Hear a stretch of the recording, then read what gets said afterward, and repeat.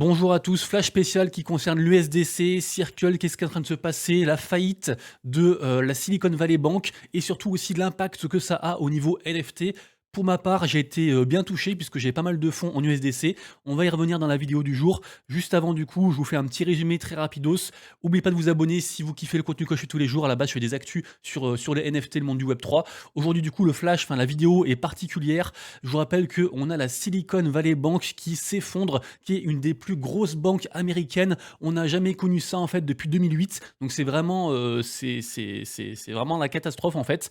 Le problème c'est que le régulateur du coup, ils ont pris leur décision. Donc tout va être bloqué. Apparemment lundi du coup, la banque en fait va changer de nom et du coup repartira en fait sur une nouvelle entreprise. Mais la Silicon Valley Bank, c'est terminado. Le problème en fait, c'est que cette banque, si vous voulez, ça fait un bout de temps qu'ils n'arrivent pas à faire face aux nombreux retraits de leurs clients. Les retraits en fait sont capés à 250 000 balles, sauf qu'en fait on a des grosses entités qui ont beaucoup d'argent et notamment en fait on a appris dernièrement qu'en fait il y avait Circle. Donc Circle, c'est ceux qui sont derrière l'USDC. Ils avaient plus de 3,3 milliards en banque et que forcément du coup ils n'ont pas pu tout retirer. A priori ils ont pu retirer, j'imagine que peut-être 250K, c'était ce qui était annoncé. Ce qui veut dire que en fait eux Circle ils gèrent l'USDC et forcément du coup les gens se disent qu'en fait Circle n'est plus solvable. Donc qu'est-ce qui se passe? Un DPEG de l'USDC. Un DPEG c'est quoi en fait? L'USDC à la base c'est une stablecoin comme l'USDT et DPEG ça veut dire qu'en fait il quitte son cours de 1 dollar parce que normalement 1 dollar d'USDC égale 1 dollar de dollars physique. Et du coup, bah, en fait, le DPEG, c'est ça.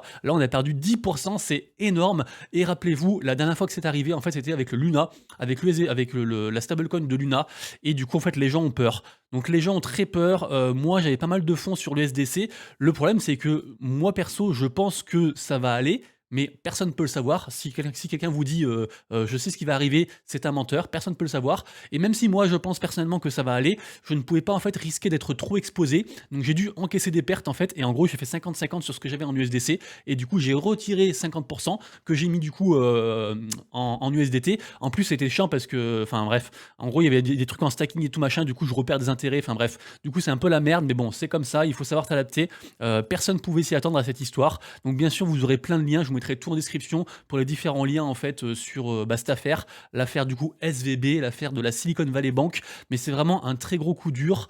Il y a même des gens en fait qui sont en train de swapper du coup, d'échanger le RSDC contre le USDT en essayant de faire des moves pour sauvegarder de l'argent, sauf que du coup les frais sont incommensurables. Là, on a Goku Crypto qui nous apprend qu'en fait il y a des mecs qui ont payé 2 millions en fees pour au final récupérer 5 centimes. Il y a beaucoup d'erreurs qui sont faites, donc faites attention à vous, prenez du recul, prenez la situation sur, on va dire, avec du recul, c'est ce que je viens de dire, parce qu'en fait, souvent, dans la précipitation, on fait des erreurs, et il vaut mieux perdre, je sais pas, 5% de plus, plutôt que faire une grosse erreur et tout perdre. Donc vraiment, faites très attention à vous. On voit plein d'histoires de gens, en fait, qui ont fait des swaps et qui sont dans la merde. Je vous rappelle que, bien sûr, ça fait peur, parce que l'exposition de la SVB, de la Silicon Valley Bank, elle est énorme. Comme dit du coup ce mec là qui s'appelle CS, je sais pas qui c'est, j'ai pris le tweet au pif, mais en gros lui il dit voilà que FTX à côté c'était de la merde comparé du coup à SVB, et c'est vrai que ça fait très peur toutes ces implications là. On en saura plus, le problème c'est que là en fait on est le week-end, du coup on en saura plus lundi, on va y revenir juste après. Sachez qu'au niveau de l'impact sur le marché NFT, forcément il est très négatif, on a perdu des points au niveau de l'indice des blue chips, c'est un petit peu la merde, et en fait là qu'est-ce qui se passe là en fait? Là on attend toutes les annonces de toutes les grosses collections, parce qu'en fait une collection NFT si vous voulez c'est pas que une collection NFT, c'est pas juste des JPEG, des images de singes en fait, c'est une collection NFT qui est symbolisée par les images et l'appartenance à un groupe, avec du coup une commu derrière. Et en fait, la commu, qu'est-ce qu'ils veulent? Ils veulent builder, ils veulent faire des choses. Du coup, ils ont mis de l'argent dans la commu, enfin dans le projet NFT, et le projet NFT, avec cet argent, il fait des choses. Le truc, c'est que cet argent, en fait, il n'est pas forcément que en crypto sur un MetaMask. L'argent, en fait, en général, ils essaient de le faire travailler, ils peuvent le mettre en banque, etc. et tout.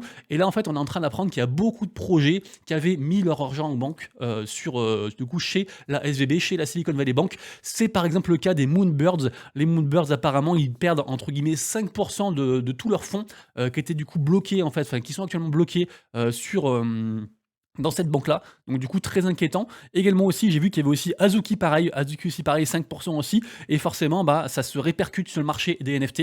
Donc Moonburst qui avait eu entre guillemets des bonnes nouvelles avec l'histoire avec l'artiste Lucrèce hier, c'était remonté quasiment à 7 ETH, qui du coup là repassé en dessous des 6 ETH, donc ça fait très mal. Également aussi pareil pour Azuki, pareil aussi, qui perd aussi de son floor price, et là c'est à 14 ETH de floor price, donc du coup on attend beaucoup de nouvelles par rapport à tout ça. Apparemment du côté des Bored Ape, c'est tranquilles, ils n'étaient pas exposés, ou en tout cas très peu exposés, donc pas de problème du coup pour Yuga Labs, qui est quand même la grosse entité au niveau NFT. Autant vous dire que si un jour il arrive quelque chose sur Yuga Labs, c'est la merde, parce que en fait, même si vous n'avez pas de Bored Ape, et ben, les NFT du Yuga Labs, les NFT Bored Ape, c'est un petit peu ce qui symbolise tout le monde des NFT aux yeux en fait des étrangers à ce monde-là. C'est pas vrai bien sûr, hein, mais voilà, c'est le truc. Donc si ce machin tombe en fait, c'est la merde. C'est un petit peu comme si Binance tombait au niveau exchange crypto, si vous voyez ce que je veux dire un petit peu. C'est le numéro un. Du coup, bien sûr, toutes les informations sont à confirmer. Pour l'instant, il y a beaucoup de choses qui ne sont pas encore sûres, même si on a vu que Yuga Labs a communiqué, Moonbirds a communiqué, Azuki a communiqué. Les PG Penguins, apparemment, ils ont communiqué. J'ai pas retrouvé le tweet, mais ils ont dit qu'ils n'étaient pas du tout exposés. Donc tant mieux pour eux. Je rappelle que c'est une collection NFT qui est en plein essor, donc ça aurait été con pour eux. Et des Gods aussi, pareil, apparemment, pas du tout impactés. Par contre, apparemment, les Doodles sont super impactés. Les Doodles, apparemment, sont dans la sauce. Je suis même pas allé voir du coup où ils en sont. Le problème, c'est que j'ai pas vu de tweet en fait de communiqué de la part des Doodles. Là, ils sont à 4,55 ETH. Donc, a priori, du coup, ça va. On va regarder sur les dernières 24 heures, mais je crois que ça va, hein, c'est pas non plus. Écoutez, pour l'instant, il n'y a pas d'impact sur Doodles, mais selon ce mec-là, apparemment, Doodles serait dans la sauce. Donc, on attend du coup le communiqué. J'ai fait des recherches, j'ai rien trouvé sur Doodles. Pareil, Doodles, c'est une grosse collection aussi, donc à voir.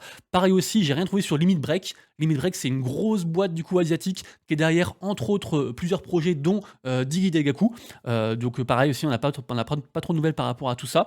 Au niveau de Animoca Brands, gros fonds d'investissement hongkongais qui sont très investis dans tout ce qui est NFT et boîte Web3 et aussi gaming. Ils sont derrière la collection Mocaverse dernièrement. Pour l'instant, pas de problème aussi. Ils ont dit qu'ils n'étaient pas exposés, donc il n'y avait aucun problème pour eux. Donc ça reste une très bonne nouvelle. De manière générale, Binance aussi dit que c'est pas exposé. Du coup, c'est pour ça que j'ai mis la casquette Binance. Voilà, donc vos fonds sont safe ou, comme il dit souvent. Donc voilà, parce que pareil aussi, il faut, même si on est dans le monde des NFT, et bah forcément, des gros écosystèmes comme Binance, s'il sera affecté, ça affecterait tout le monde. Quelles sont les solutions? Il y a plusieurs solutions. Alors, une des solutions, c'est qu'apparemment, Elon Musk serait OK pour acheter du coup SVB. Il est ouvert à l'idée. Après, bon, Elon Musk, il lâche souvent des phrases comme ça, donc ça veut tout et rien dire.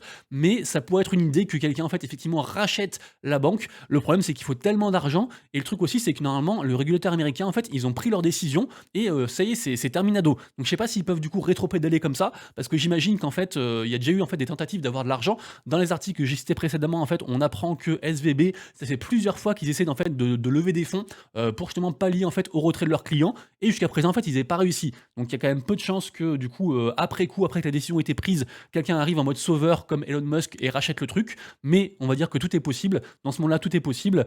Évidemment aussi, on a des réactions de la part de Circle qu'on burn jusqu'à 2,7 milliards d'USDC pour compenser le dépeg. Je vous le dis, s'il n'avait pas fait, on serait genre à, je sais pas, 80 centimes, un truc comme ça. Donc ce serait vraiment la merde. Donc il y a des réactions de tous les côtés. Le problème, c'est qu'en fait, il y a beaucoup de gens en fait qui transforment du coup de l'USDT en USDC. Et le truc, c'est que vu que l'USDC est censé être backé par $1, sur du coup Circle, vous pouvez en fait échanger un USDC, peu importe sa valeur, contre $1. Donc, c'est-à-dire que vous pouvez échanger actuellement un USDC qui coûte 0,90 centimes, 0,91 centimes contre $1. Et ça marche en fait tant que c'est solvable. Alors, du coup, ça coûte des frais en swap. Donc, c'est un peu une manœuvre qui est réservée, on va dire, aux gens très très riches. En plus, du coup, pour faire ça, il y a aussi un minimum à avoir. Donc, c'est pas pour vous et moi, c'est pas pour tout le monde. Mais en tout cas, les gens très riches font ça. Et tant que Circle est solvable, du coup, ils brassent des millions. Après, jusqu'à quand ça va marcher, je ne sais pas. Le problème, c'est qu'à force de faire ça, en fait, ça détruit un petit peu le système. Et du coup, il y a un risque qu'il se passe de nouveau une affaire comme Terra Luna. Donc, on verra ça. Mais en tout cas, il y a des choses qui sont faites. Il y a aussi des gens qui font qui voient en fait en cette histoire des opportunités. On a Crypto Future, du coup, qui a swappé du coup de l'USDT en USDC pour récupérer, on va dire, 10%. Parce que si l'USDC repeg, du coup, ça fait plus 10% sur votre portefeuille. Donc, méfiez-vous, il y a des opportunités, mais ça reste risqué. Et puis du coup, voilà, on finira la vidéo du jour en disant que, effectivement, peut-être qu'il faut se méfier des lettres S et B. Quand il y a du coup des initiales, parce que ça fait quand même beaucoup dernièrement. Donc en tout cas, on suivra ça. Là, je suis en train de préparer la vidéo Actu NFT de tout à l'heure. Mais voilà, je tenais quand même à revenir là-dessus, puisque moi-même, j'ai été fortement impacté, parce que l'USDC, j'y croyais beaucoup. J'y crois toujours, mais on peut pas faire un all-in, entre guillemets, et tout risquer, parce que Terra Luna nous a appris qu'il n'y avait rien qui était fiable à 100%, y compris aussi pareil pour FTX. Donc même si on croit en quelque chose, il faut pas mettre tous ses œufs dans le même panier, malheureusement. Donc c'est comme ça. Les amis, du coup, prenez soin de vous. J'espère que pour vous ça va aller. Dites-moi dans les commentaires ce que vous en pensez de l'histoire. Est-ce que vous êtes impacté? Comment vous le ressentez? Si vous avez kiffé, abonnez-vous, mettez un petit like. Et puis nous on se retrouve donc très bientôt pour la prochaine vidéo. Et jusque là, bien sûr, prenez soin de vous. Le prochain Valette, c'était Monsieur Rabbit. Des bisous. Ciao.